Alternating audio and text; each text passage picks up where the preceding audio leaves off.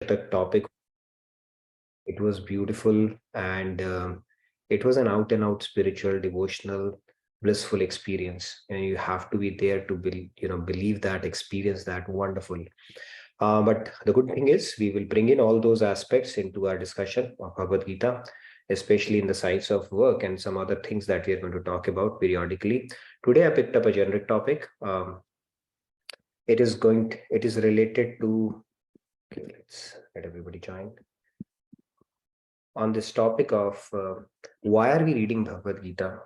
There has to be a reason for that, right? And Maharajji, he said that everything that we do, even a lunatic person for that matter, who's not sane, does it with a prayojan, which is in Hindi, it is called prayojan. In English, it is called a motive or an objective.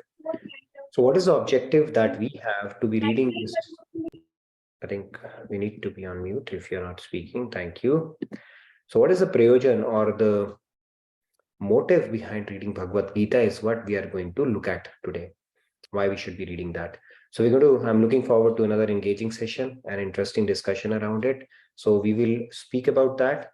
And then for the benefit of newer participants, we will pick up a topic which is pretty generic in appeal. Technically, we are on chapter 4, but like we go back and forth on all the key topics, we will pick up science of work, and I will bring in Bhakti Shatak references to it because it's just fresh in my memory from what we have learned from the family camp as well, plus Bhagavad Gita, plus Bhagavatam, and other cross references that we do anyways. So that is a topic we'll pick up. But today, let's get started by invoking the blessings of God and Guru, like we always do. So I'm going to share my screen and we will get started. So welcome again, everybody. Hope you're excited to be back. I certainly am. So let's get started with our opening prayers.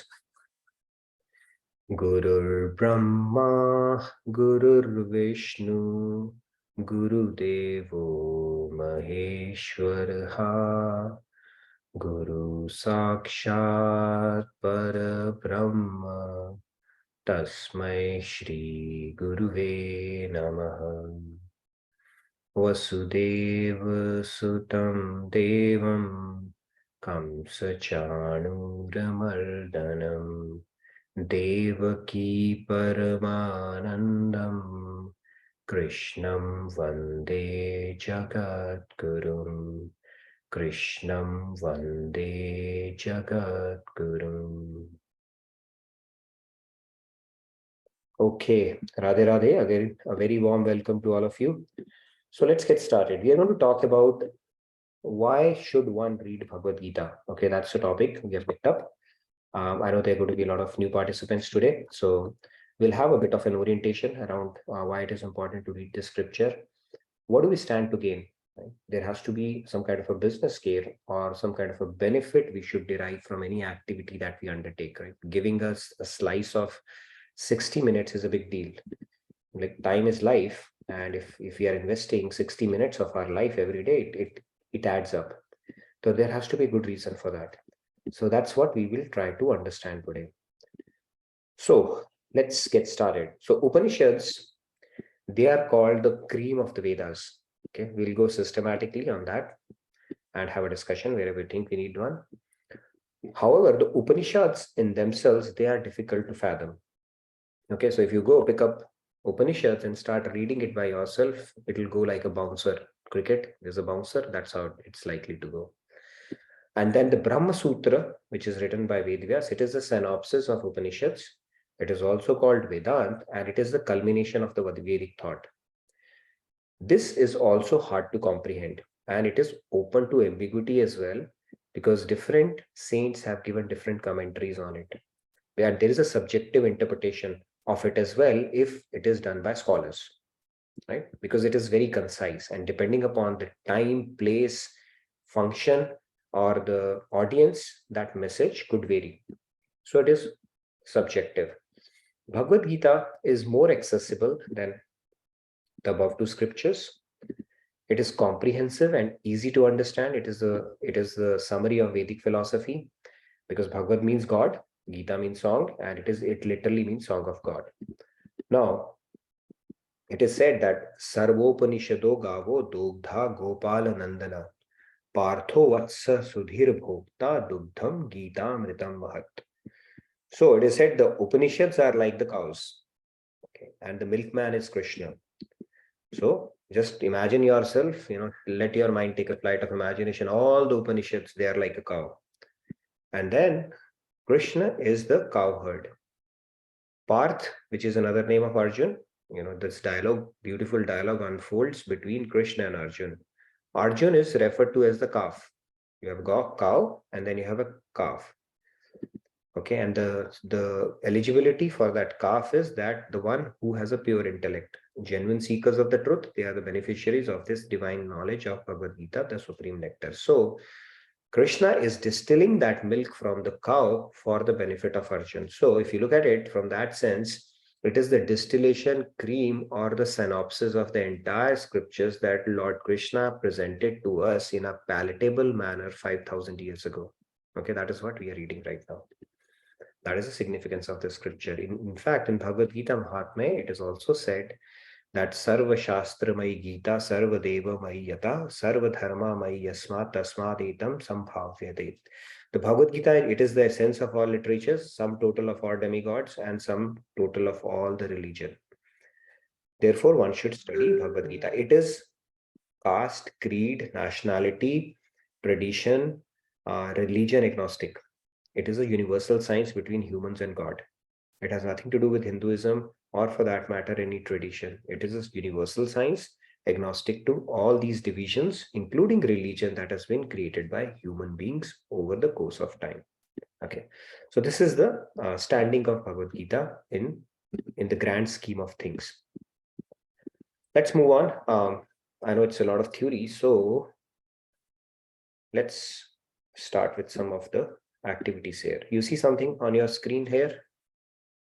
Okay, it's not a television. It's called a microwave. Okay, it's a microwave. Now you use this microwave. Somebody gets the microwave and they start using it. Okay, maybe like a broiler. They put something there. Have anybody tried boiling eggs? Okay, I hope you don't eat those, but if you do, I know what happens if you try to do that. Some people have tried that in a microwave. Okay, or for that matter, if there is something you set up a temperature, which is something which is or you put a foil which can conduct electricity, a lot of things can happen. So this guy does try something, of course, without understanding how it's meant to happen on this. What happens? This happens. You see what happened? This happens, right? It can happen with any product that we use.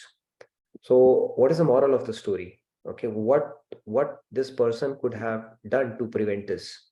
Anybody? Quick, we can just to get the thought process going. Okay, I don't want to get into theories without having that practical touch to it to understand where we are coming from and what it actually means. Heartbreaker G, yes. What is the moral of the story if you were to pick one? So if the surrounding is your what he has done, food is it is used for the food, but what is his surrounding is like a plastic made up of the plastic. So he used a plastic, but in this you can't use a plastic because it has written above. It has written, so it is बिना देख के काम किया वो करना होता है कि बाहरी लिखा हुआ रहता है, नोटिस दिया रहता है कि यहाँ पे प्लास्टिक यूज नहीं करना, मगर फिर भी ये प्लास्टिक यूज कर रहा है because he is not. Understood. So there is some kind of an instruction which was not followed basically here. Yes, Swati, you wanted to add something? Real one, maybe one more hand we can take. Quick. Swati, yeah, please go. Yeah, Radhe, we should know before using how to use anything. It's like, yeah. I think it's common sense. It says that we need to know what we are doing, what we are signing up for, and how to use it. Yes, Samji, you wanted to say something? Moral of the story, if you were to pick one. Yeah, the manual. They should read the manual before starting any kind of appliance. Go through the manual instructions or whatever you call it. Fair point. All right. So yes, read the product manual before using the product. Right. Here's the manual. Okay, if this guy had gone through that, exercised that diligence, then this accident could have been prevented. Right. This is how it works. So in real life, we do get a second chance, especially if the incident that happened is not catastrophic. We do get a second chance, we get it repaired, and then we get more careful around it. Similarly, in our life, in this case, the product is human life. Okay. And we are leading that human life Has anybody given us a manual for that, other than a little bit of exposure to the moral science that we might have learned in our childhood, that we just focused on, from a passing the exam standpoint? There's absolutely nothing, right? So this is where Bhagavad Gita steps in. This is essentially a manual for human life. And the product is human life in this case. And now if you misuse this product, whether knowingly, unknowingly, ignorantly, or just because we don't have exposure to it, it can have catastrophic results around it. So this is essentially where it fits in, the whole piece of the puzzle that we are looking at. This is nothing but a manual for human life. Nothing. It's a very simple thing. Manual for human life. You have a product called human life. We have this body, senses, mind, intellect, ego. We don't even know so many components are there in our body. Right? Bhagavad Gita explains. And then how do we lead it in a manner that it is beneficial for us? So one is the spiritual aspect of it, but we will leave that thing aside and let's wear our practical hats today. We'll talk about it that way. So let's for now say it is a manual for human life. This is where the standing of Bhagavad Gita is, and it is a scripture which is most accessible. Upanishads, Brahma Sutra, they are a little esoteric, beyond the reach of a common man. And even if you try to do it on your own, it can potentially confuse you more than bringing in clarity. So Bhagavad Gita is a gift by Lord Krishna to humankind, where he has distilled it from all the scriptures like a cowherd, and presented it to us. And Arjun has done us a huge favor by basically being a proxy for us. So anything and everything under the sun that troubles you, bothers you, or you have a question for, it is answered in Bhagavad Gita. That much comprehensive it is. Okay. So let's leave that aspect aside for a minute and let's continue on this discussion. So now the Vedas, in order to explain their meanings, they were manifested basically, the Vedas, when they were manifested, and other scriptures, they are manifested by the realized saints. A lot of commentaries that have come in from the realized saints on Vedas. It is called our Vedic literature at a broad level. It can be classified as a prasthantraya. As the name suggests, there are 3 entry points to understand the scriptures, our Vedic scriptures. What are these? Upanishads, there are over 200. Brahma Sutra, it's also called Vedanta Darshan, and Bhagavad Gita. Like I said, Upanishads, they are written by great acharyas, and they are not ordinary scholars. They are acharyas, means they are realized saints. How do they write it? They just simply download the information. Okay, that is how they used to be, right? Bhugol, Bhugol, it was called Bhugol so long back, until the modern science, it took them a while to figure out that the earth is round. But our sages used to say that way. Now, these are praised around the world, but these are difficult to understand. Okay, that is Upanishads. When it comes to Brahma Sutra, they are also the philosophical thoughts of Vedas in a very short aphorisms. They are called sutras, very concise ones. And great Jagat Gurus, they have written their commentaries on these sutras, and then it invokes a lot of philosophical discussion. Okay, and then it again remains something esoteric, away from the reach of common people. And that's where the gap is filled in by Bhagavad Gita. It was presented to us by Vedavyas, right? It is the summary of all the Vedic philosophy. And it is a beautiful dialogue that took place on the battlefield of Kurukshetra between Lord Krishna and his devotee Arjun, where Arjun is perplexed, right, on the situation that he's facing. And then as the discussion unfolds, all the questions, all the problems that our mind presents to us, life presents to us, are answered by Lord Krishna in a very structured, systematic manner. Now, one may wonder that why did Lord Krishna choose the battlefield of Kurukshetra to impart this message? And we feel sometimes, oh my God, I'm very stressed out. This is happening, that is happening. My life is going through so much of turmoil. It cannot exceed the turmoil that Arjun is going through. He's on a battlefield where he's tipped to fight his ancestors, people who has groomed him. His Tatshri, in his lap he had played, and then he has his brothers, cousins, and all that stuff. He has to actually slay them, and they were not ordinary people. Okay, they were Maharathis.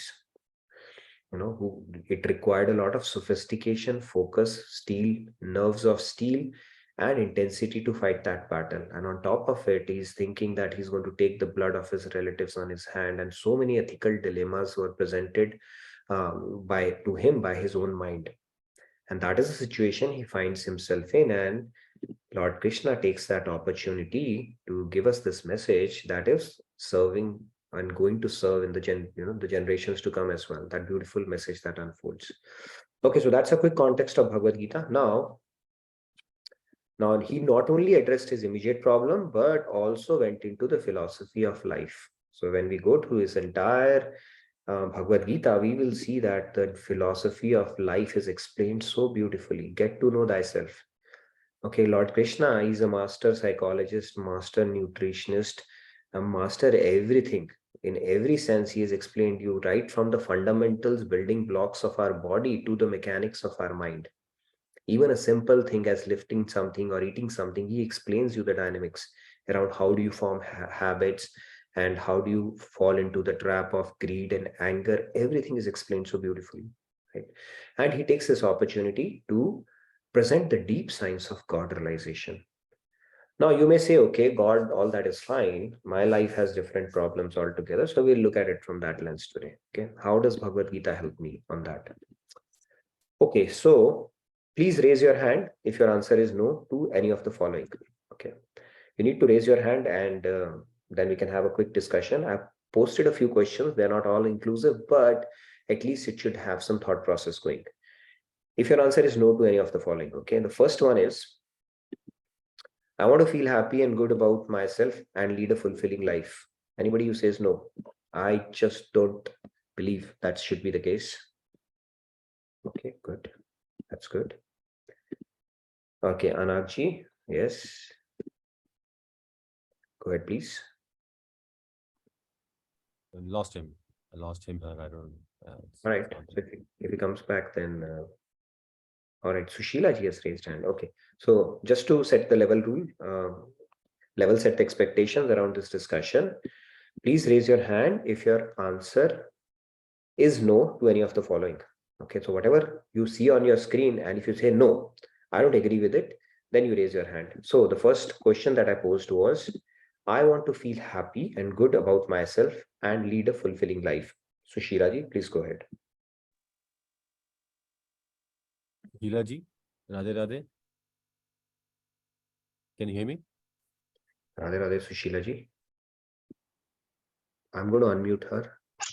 Yeah, you're unmuted now. Oh, oh, Yes. you want to know why? Well, it's a common sense. You want to be helpful to people and be the best you can to help people. That's basically what I think of myself usually. Sure. No, I'm saying if your answer is no, that means you say no, I don't want to be best. No, I And don't have a no. It is a yes answer. okay, good. That makes me feel better. So I take the hand down. Okay, no worries. All right, that's fine. So that was my first question. Now let me pose another question. I want to feel confident about my actions without second guessing myself. Anybody who says no, I don't want to feel confident. It's fun second guessing myself. Am I right? Am I wrong? Should I be doing it? Should I not be doing it? Anybody feels it that way? It's fun to do that. Okay, nobody's raising hand. Okay, that's good. Third is, I want to get better at managing failures, anger, envy, fear, confusion, greed, laziness, lust, etc. Now you can raise hand and say, you know what? I'm not at all afflicted with any of this. So I can't even relate to it. Okay, Heartbreaker ji, please go ahead. See, I hope you're on. Okay, yeah, go ahead. Sir, I have a small doubt over what is the envy, sir. I didn't get it. Envy is, you feeling kind of, okay, how come that person has that and I don't have it, right? Kind of a jealous. Comparison. Yeah, comparison. Right. Everybody has they are envious of somebody, right? And sir, one more. And catastrophic use. Sorry. So there is a one term you used earlier that means you use in your language is catastrophic, like that. Catastrophic is disaster. Okay. Catastrophic is something very bad. Okay. Something very bad. Something very bad. Okay. So envy, yeah. Envy, anybody who says that I have nothing of this, I can't even relate to all these problems. See, if you think you don't relate to it, or you're not likely to, or you will never, you can still raise your hand. Okay. But if you agree that you need to get better, then you don't need to raise hand. Okay. So this is another thing. And envy is something, everybody feels peer pressure and comparisons and all that stuff is part of our life. It may be subtle, it may be to varying degrees, but everybody feels that. Only person who doesn't have a peer pressure is somebody who's 102 years old, right? Swamiji told that joke. There was a lady who celebrated her birthday, 103rd birthday, and when the reporters asked her, what is the best thing of celebrating your birthday? She said, I have no peer pressure. Nobody's alive, right? At her age, so what peer pressure? So anyways, so these are the things we all feel we need to get better at. Anybody who think they have never faced failure in life and not gotten dejected with it? I don't think anybody would. If somebody hasn't gotten a failure, then God has not been merciful to them. Okay, these are the failures that chisel our personality. Truly speaking, there is only success or learning, which we called failure. So in that sense, this is a good thing to get into, provided we have the right mindset. Okay, the next one is, I want to know if there is any mantra to manage relationships around me, my family, my friends, my spouse, my kids, with my boss, peers at work, and toxic relationships that we get into. Is there anybody who says, I don't care about any mantra? Okay, I'm perfectly situated and I'm perfectly at a vantage point or at an advantage, or very comfortable dealing with all the relationships around me. There's no scope for improvement there at all. Nobody's raising hand today. I don't know what's going on today. All right. Next one is, I want to free myself from bitterness, resentment, guilt, anxiety, stress.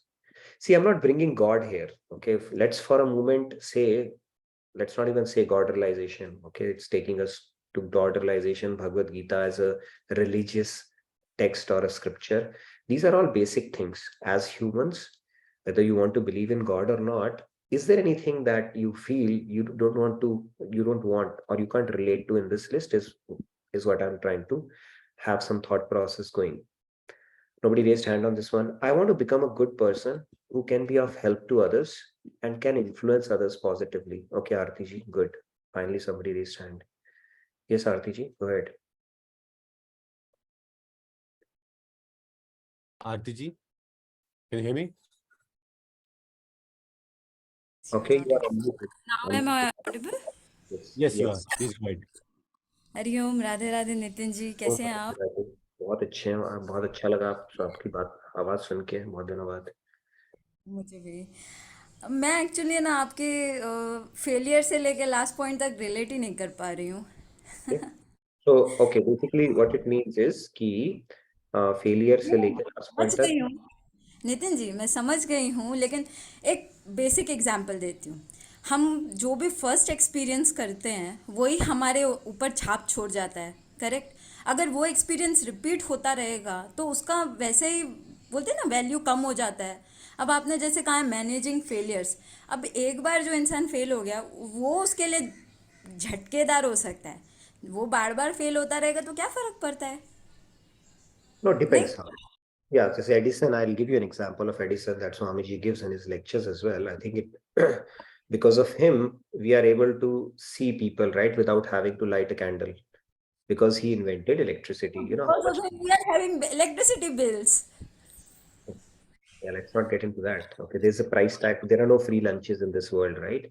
But for him to come up with that electric bulb, you know how many failures it took him? About close to 1,000, maybe more than that, 3,900, close to 4,000 failures he had.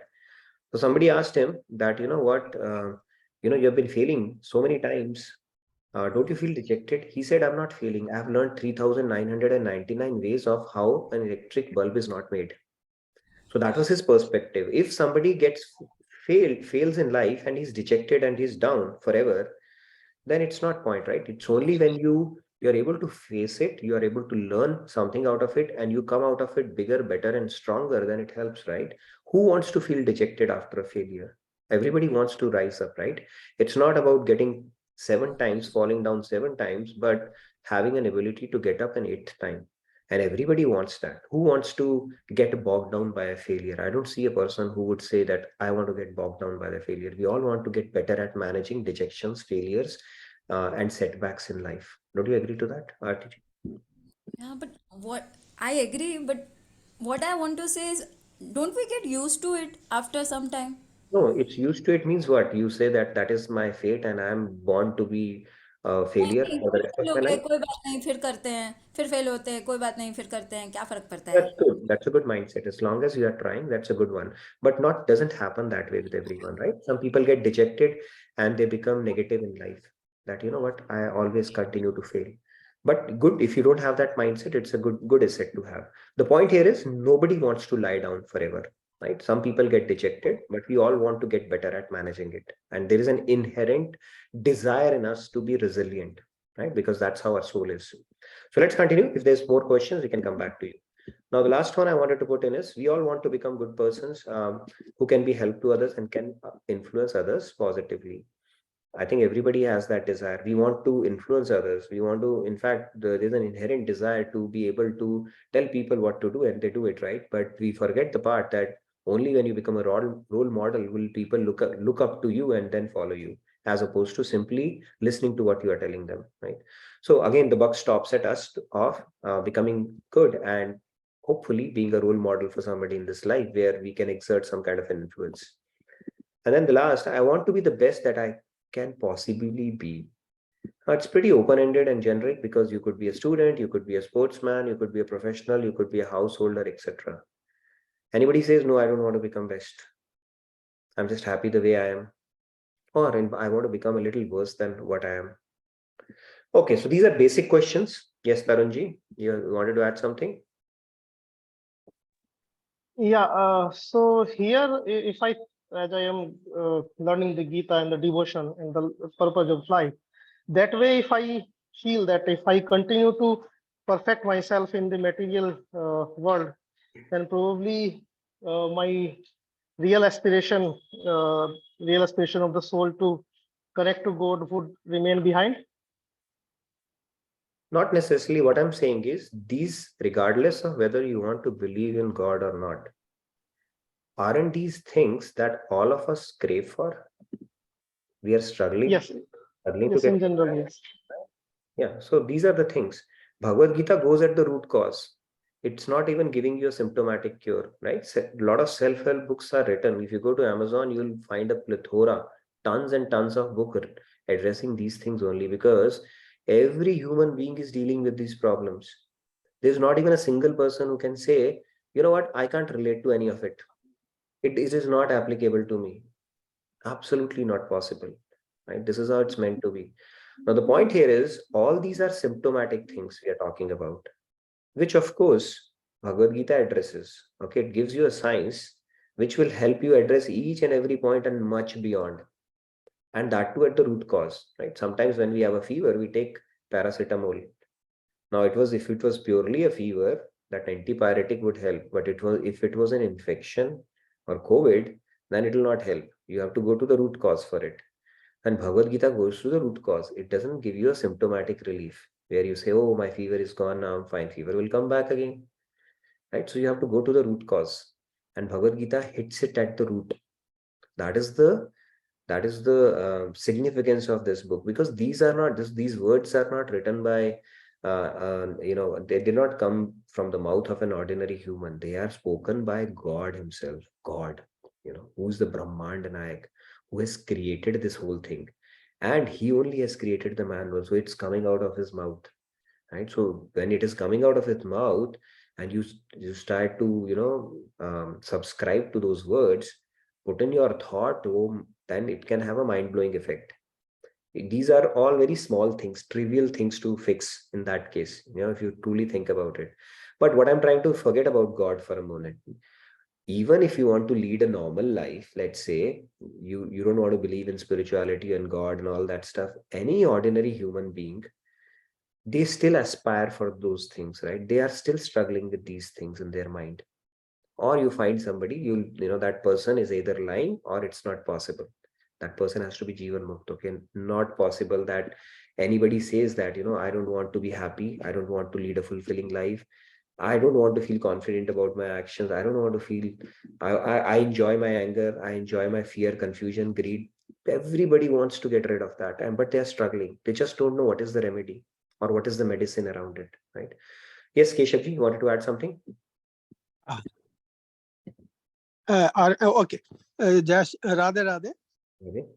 I, for one, don't want to be the best for whatever reason. Mhm. To be the best is the height of ego. No, no, That's gonna raise ego in me. the So I best. want to be that's what, because nobody can be best. I can be better for myself from previous day. I would like to be better for myself tomorrow as well. But I don't want to be the best. Okay, fair point. So if we, yeah, thank you, Keshavji. That's a very fair point. In fact, in one of the sessions, we spoke about the difference between Sarvashresht and Sarvottam. We want to pursue excellence and not compare ourselves with them. So if you look at the complete sentence, I want to be the best that I can possibly be, for myself, not for somebody else. Okay. So my own potential, if I'm capping it, then it's a huge disservice I'm doing to myself, right? So if I'm a nuclear missile, I would rather be put to good use rather than killing mosquitoes for the rest of my life. So it's all about whatever I'm able to do. Am I able to get to realize that potential or not? So I'm not competing with them. It's like a mountaineer. It's my own journey. But am I reaching the best or the pinnacle of what God has given me is the question here. So we're not even comparing. It is said that God's, the abilities that each one of us are endowed with is God's gift to us. And realizing that ability to its fullest potential and serving God is our gift back to him. So how can we gift it back to him? Only when we realize our true potential. It's not competing with anybody. So I'm sorry if that caused a bit of a confusion, but yeah, that was not the intended message here. Okay, so I think we in principle agree. All of us, are kind of striving for this. We can relate to it, right? So let's move on now. Etc. etc. There are more things as well. Okay, but at least you can relate to this. Nobody can say I don't want to be. I can't relate to any of it. Part of it, right? So we all want to, and we all want to manage. See, one of the things that people struggle with is how do I manage relationship? I don't know how to strike a balance with family, with spouse, kid. We all struggle, right, at different levels. But if we don't even have guidelines or framework, we'll continue to struggle. Same input, same output. With boss, we struggle with boss. We struggle with peers. We get stuck in toxic relationships. We don't know. We get into ethical dilemmas. We don't know what to do, right? The other day, Swamiji was presenting a very interesting ethical dilemma. Insurance agent whose friend is suffering from cancer. He knows for a fact he's going to die in a year. And it is well within his ability to give him insurance policy. Now, if he does that, is it right or wrong? We don't know. We'll talk about dharma in one of our sessions as well, right? What is dharma actually? And what do we think it would be a dharma in a particular situation or not? But we all are stuck in ethical dilemmas and situations where we don't have some kind of a framework or a guideline to subscribe to. Where do we take inspiration from or guidance from, unless we have some kind of a some kind of a scripture or some kind of a guidance which is set in stone for us, not something which is told to us by humans, right? Those are open to interpretation, stuff like that. So those kind of things are, of course, there as well, right? So this is where now let's talk about a quick story or a joke, whatever you may want to call it. Okay, so this is a lady. Okay, this is the picture I found. So I'm not gender biased, so it could be a man as well. Okay, so she's gotten a swollen cheek, and somebody asked, "How did you get a swollen cheek?" She said, "I got a call. Okay, and in a hurry, I picked up an iron. Okay, and put it on my cheek, and then they said, but your other cheek is swollen too." He said, "You know what? I got another call." So the point here is experience is a hard teacher. Why? Does anybody know? It is because the experience, it gives the test first and the lesson afterwards. And that is how the life goes as well in human cases. We get the test first and experience the lesson afterwards.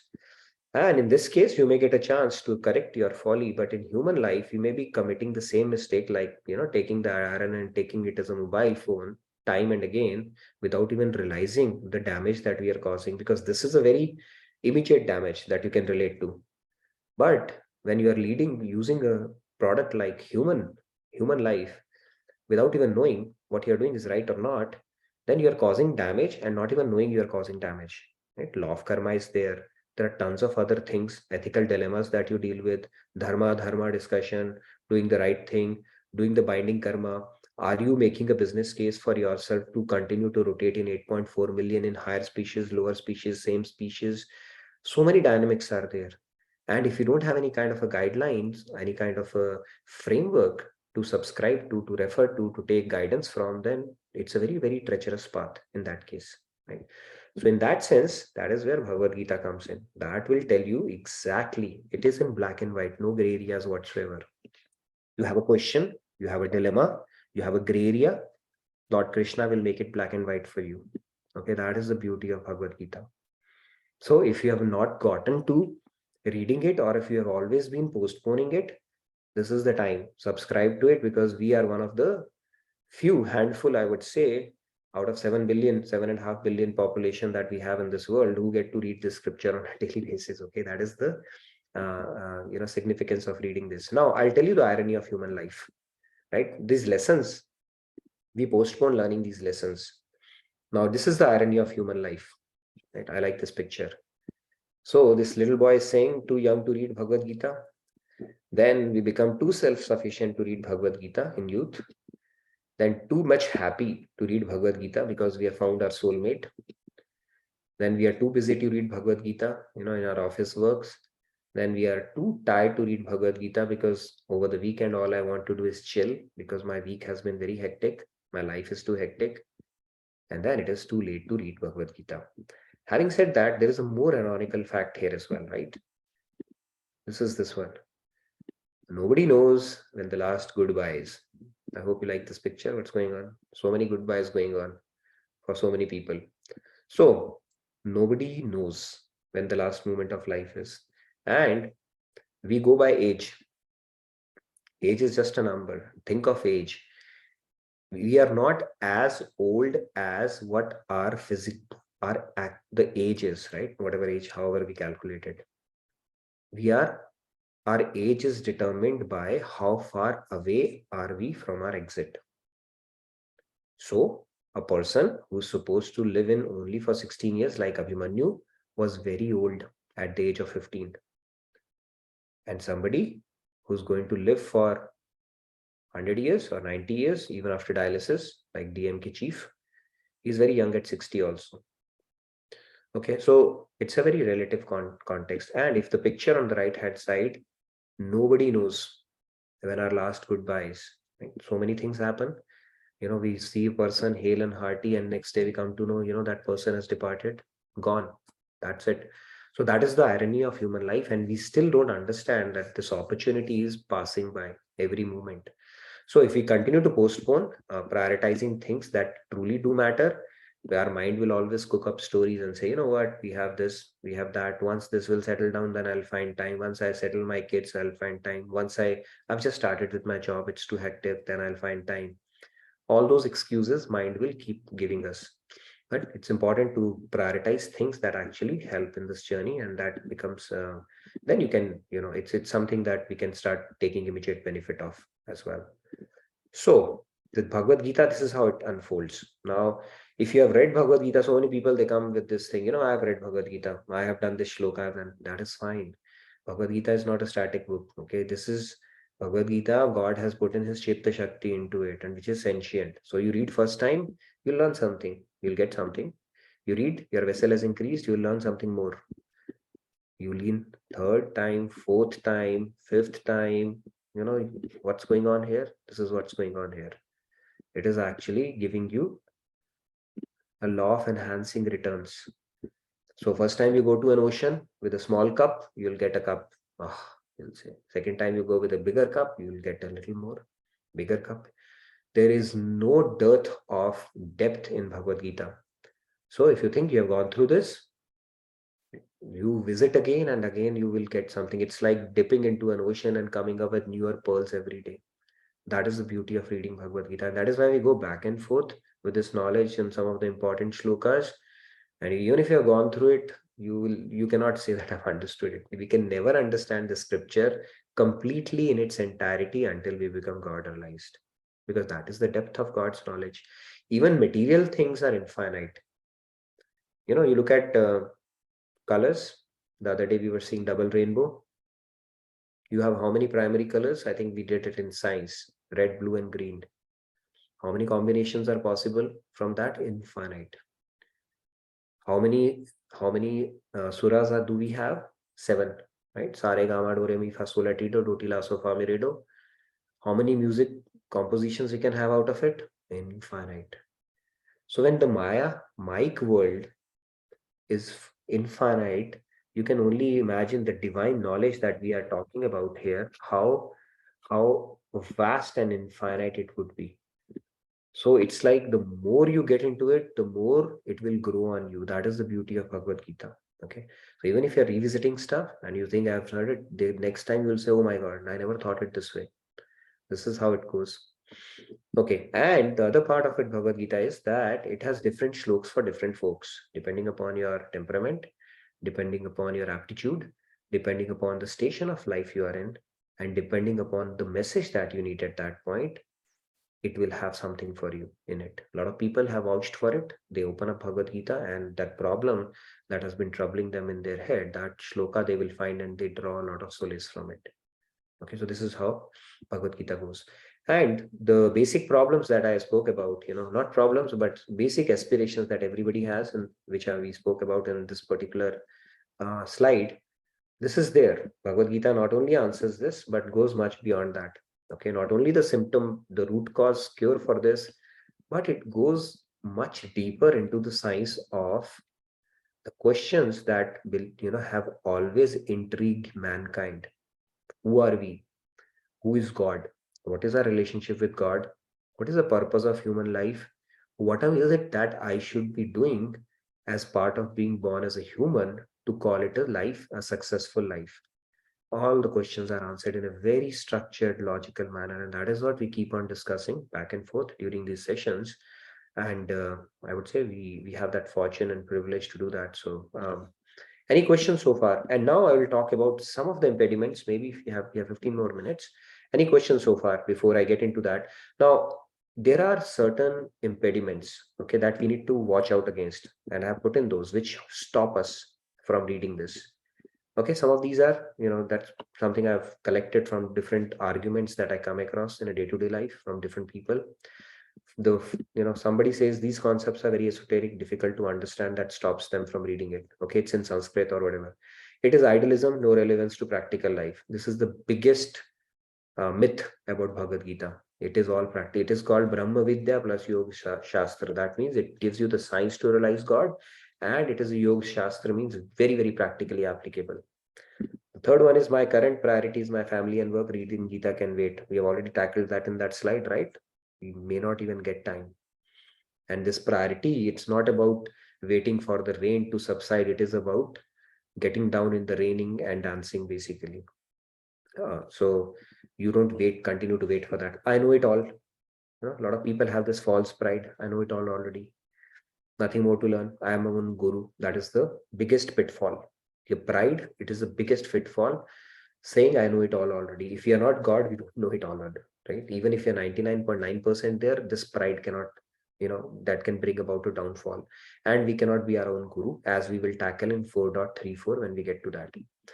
I can't see or verify in lab. It is not scientific and blind faith. Okay, that's another problem people have, which we have tackled this question, but we'll continue to do that as we progress through that. Then the new generation, woke generation, has this. This is a religious text for Hindus.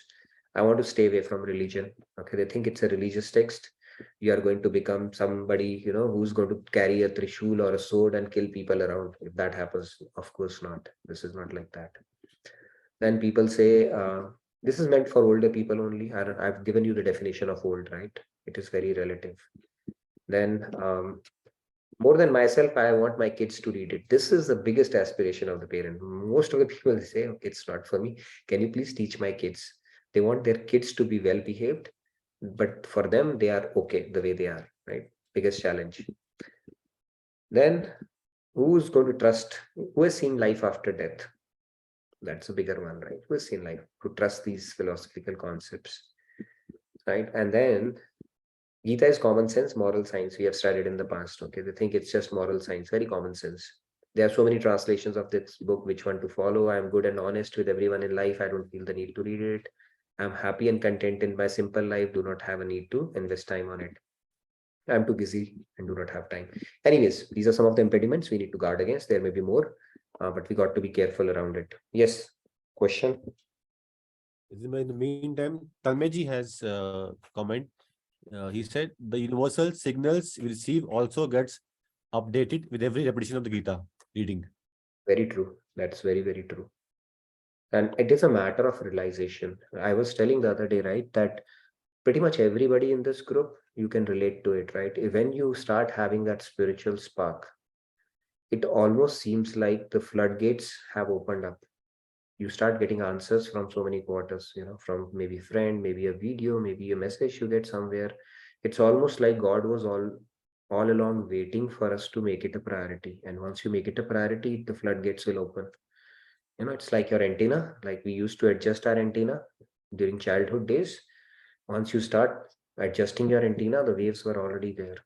So it happens like that. And that is how Bhagavad Gita knowledge starts manifesting in our head as well. Because in Bhagavad Gita itself, Lord Krishna is saying, I only sit in your mind and make that a realized knowledge, right? But he can do only that much based on what you have put Shraddha, faith on. So it's your limitation that would limit that complete import, that message, then God's grace. So we'll talk about God's grace and how this whole process unfolds as well. But yeah, let's take a few hands because we have a hard stop and I think we can have a bit of a discussion and not go any further. But I wanted to show you this slide. These are all the questions from a seeker's perspective that are answered in Bhagavad Gita and much beyond as well. Okay, so Bhagavad Gita is a must read for every human being, no matter what station of life you are in. Right? And if you're getting this opportunity, don't let go of it. Okay, that is how important it is to read the scripture on a daily or as frequently as you possibly can. What will happen is, whatever time you invest on it, you will more than offset it in your regular life from other things because your productivity will increase, the way you operate about things, that will increase, the clutter will reduce, the clarity will come, the bliss will come. So all it just starts becoming auspicious all around. You'll just become better at everything else that you do. That's all. It's as simple as that. You try it, it doesn't work for it, reject it. But it has to work for you. And that is something you can only realize when you start aligning to these principles and see that work for you in real life. Yes, let's take a few hands now. Sandhya, Radhe Radhe. Radhe Radhe, Sandhya. Radhe Radhe. There was just a comment from Sri Ramya ji. Adding to this point, subscribing to multiple philosophies and getting confused. And she's just saying that maybe I'm there currently. True. So one of the things in this case, Swamiji, I think he brought this point was Ananyata. If you are going to dig multiple wells, then it can cause that confusion, right? So once part of it is making sense, you keep digging that well, because every teacher has its ways of explaining things, right? That child says, you know what, I'm not going to go to school. He said, why? The teacher yesterday said 6 + 4 is 10, and today it was saying 7 + 3 is 10. So I don't like the teacher. I'm getting confused. Of course, you'll get confused, right? Both of them are 10 only. So it's important to have ananyata. It's okay to shop around and experiment around, but if you continue to do that for the rest of your life, you will be the biggest. Basically, you'll be losing out in the long run. It's important to continue digging the same well, and then once you reach a particular depth, then you'll be able to appreciate everybody saying the same thing. But until you reach that depth, then you are just confusing yourself. So it's important to reach a certain level. Water starts coming out, and then you can explore the other wells, and then you'll be able to appreciate it more. Otherwise, it will just confuse you. Today you say Krishna is God, tomorrow somebody saying you are God, third day they'll say, some other principle, they'll say the Kriya and Shambhavi Kriya is the best. You will be all over the place, okay, and will be a mental wreck, nothing more than that. So that's how it goes basically. Okay, let's take a few more hands. In the meantime, Arunji has a concern. He says, sorry if I missed this in the session. So when we say it is a general manual for life, whether one believes in Krishna or not, how does it work that way? Does not every shloka ultimately say to trust Krishna Krishna or mention he is the cause of all causes or surrender to him. So how does this become a generic manual for everyone?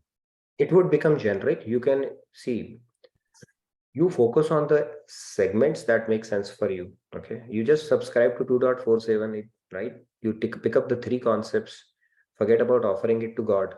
Don't be attached to the fruits. Okay, continue to focus on your efforts. You apply those principles, the fourth one will automatically grow on you. Okay, so this is the beauty of this scripture. Okay, you don't subscribe to the bhakti aspect of it or other aspect of it where God and those things are coming. Even if you apply to the basic principles what Bhagavad Gita is talking about, right? Don't have branchi, have equanimity, don't ride your joy or sorrow, either side. Equanimity, just practice equanimity, perform austerities. The self-discipline is important. Don't have a multi-branched mind. Simple principles. You will basically realize that what you are reading in self-help books, it goes much beyond that. The depth is at a different level altogether. So forget about the God part, subscribe to the other parts of it and see where it takes you. Right? From that sense, that is the power of Bhagavad Gita. Right? It is so powerful that even one shloka can change your life. You pick one shloka, even a part of that shloka you pick up, it can transform your entire life. That is how powerful it is. It's not an ordinary book, right? So, Thank you so much. but the right attitude to read Bhagavad Gita is suspend things that are not making sense to you. See, the benefit that we have is we go really deep into every verse, but not everybody has that. So let's say you are able to relate to some verse that you're experimenting with, and if you're not able to get the remaining part of it, just suspend your judgment around it and let it grow on you. Follow the instruction that is making sense to you at least. And then let the remaining grow on you. In due course of time, it will make sense. Krishna is promising that when you do your intellectual sacrifice, I'll take care of your knowledge aspect of it as well. So just experiment it that way. Yes. Let's hear from, I think, Nileshi. Get his new hand. He hasn't gotten a chance. You can. Nilesh Radhe. Rather than Nileshi. Nilesh. Radhe Radhe everyone. Nice to see you all on yesterday 9 o'clock and today 9 o'clock. Good to see you, Nileshi, and just pleasure meeting you in person at the family camp. Same here. So Nitinji, my question is, see, from last, now when we say reading, is just reading from chapter 1 to chapter 18, because from last 9 months on chapter 2 itself, and I'm just figuring out how to move forward, right? Chapter 2 and 3. So what does that mean? Do we have to complete it? And then, so that was my question. See, you can go for range or you can go for depth, right? If you're going for range, it gives us a satisfaction to complete. We'll anyway complete this journey, right? Going through the entire 1 to 18 chapter. I don't know, it'll probably take 5, 6, 7, 8, 9 years. But the point here is that we traverse so that we don't have to wait for 7 years to get the gist of Bhagavad Gita. The key concepts are enforced. If you ask me, we can do one session for a month on Sarv Dharmam Parityajya Mamekam Sharanam Vraj, and the Bhagavad Gita is over. That is one executive statement of Bhagavad Gita. We have spoken about it, right? But the way we are doing it is we explore range so that we get that variety of different aspects, and then we explore depth. And that is how we are going to traverse through this journey, so that we don't have to wait too long. Okay, tell me, okay, what is the key message? Okay, we will reiterate the key message. But at the same time, we will look at it from different lenses, because God has not wasted any words. What is the message? Krishna has not spoken 700 verses for the sake of it. Every verse has its own depth and meaning, right? So those we will keep on continuing to explore. So even if you're in fact, second chapter pretty much gives you the entire range of Bhagavad Gita. The depth is something that you will get in the remaining chapters. So the idea is, let's basically evolve as a group, where we are not only refreshing the key concepts, but trying to dig it as deep as we possibly can without having to worry that, I'll have to wait for another 10 years to get the complete import of Bhagavad Gita. We will keep on repeating that. The gist of Bhagavad Gita, the gist of what we should be doing on a day-to-day basis would be repeated often enough in this journey for you not to miss out on anything key that is there to be presented here. Hope that helps. Thank you. Yeah. Yes. Keshavji. Radhe Radhe. I have 3 things to check. Number 1, Sarvopanishad Gavo is said by which Swamiji? Or any information about that? I think it's in one of the Upanishads. I will pull out that reference. Is it in Kathopanishad or wherever? I don't remember that right now, but it is one of our scriptures only where it is written and it is explained. I can tell you about that. The interesting thing Okay, about got it. The point was that it is the idea of one Swami. It is not from Bhagavad Gita, from Krishna. It is not the opinion of it's not it is Purushottam not in Krishna. Bhagavad. It is not in And Bhagavad. number two, It got is in it. Bhagavad. Number two, the one I was saying, when I'm competing with my granddaughter, I don't want to be a winner. I have to lose every time. So you can't be the best every time you want to be.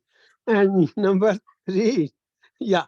Another thing was, oh, I'm sorry, I missed that, which was very important. Yeah, this Bhagavad Gita, yeah, I got it. So I have listened to Bhagavatam, I have listened to Brahma Sutra, I have listened to Upanishads, about 8-10 Upanishads, and I don't see any conflict. Yes, They are not confusing me at all. that's a I have good. read Bhagavad Gita, maybe I have listened 100 times, maybe 200 times, and read also. So there is no confusion at all. It's a So the Upanishads are saying little things, incremental things. understood. But Bhagavad Gita is everything. Beautiful. Thank you, Any- Keshav. No, I think you pretty much summed it up. That's very true. And it's good actually. It's a good spot to be in where you don't find any contradiction. So that's nice. Right. So if we are in this particular shloka, Dogdha, we know the one who's cowherd, right? And not Dogadha, then I think we are good. So yes, Sandhya, you wanted to add something? Last one, 1 minute we have. Yeah, there is a comment from Monica Ji. Like how we plan for our body's retirement, reading Bhagavad Gita is planning the retirement of your soul. Yes, yes. The soul journey is going to continue, right? So very true. And we will continue to explore this. Very nice. I think very nicely articulated. Thank you so much. We will continue on this. We will bring in the science of work. We are in 4. I think 11 or 12 right now. We will continue on that. But for the benefit of newer participants, I wanted to touch upon science of work in little more detail. And it's always going to be a good refresher. How we should approach our day-to-day work, our day-to-day life, whether you are a student, you are a professional, you are a householder, whichever stage of life you are in. What is the science behind it? And Nileshi, to your question, that should answer the gist of Bhagavad Gita as well. One shloka we can cover the entire Bhagavad Gita, basically what God is telling. So we'll pick it up over the next 2 to 3 sessions, and I will bring in whatever little I could understand and pick it up from Swamiji's discourses in the Bhakti Shatak as well. I was looking at it from that standpoint, and we are going to bring it in our session for the benefit of every participant as well. When we talk about Karam Yoga and the science of work, we are going to talk about over the next 3-4 sessions, and then we'll resume with our chapter 4 journey. So thank you, everybody. Vikash, sorry about that. We have a hard stop at 10. I'll hand it over to Ajay and Sunilji. And I look forward to seeing you tomorrow. Please fill out the feedback tracker. I think the link was already posted. If not, please do that. And over to you, Sunil Bhai and Ajay Bhai, if you're there. And I look forward to seeing you tomorrow. Thank you. Goodbye. Looks like it's going to be me solo doing tonight. So it's going to be, thank you for a wonderful session. And as always, really, truly enjoyed it. And I encourage everybody to stay back. We're going to have a refresher session on the habits. So Shyamji, if you can make me the host so I can start the recording here. Let's stop your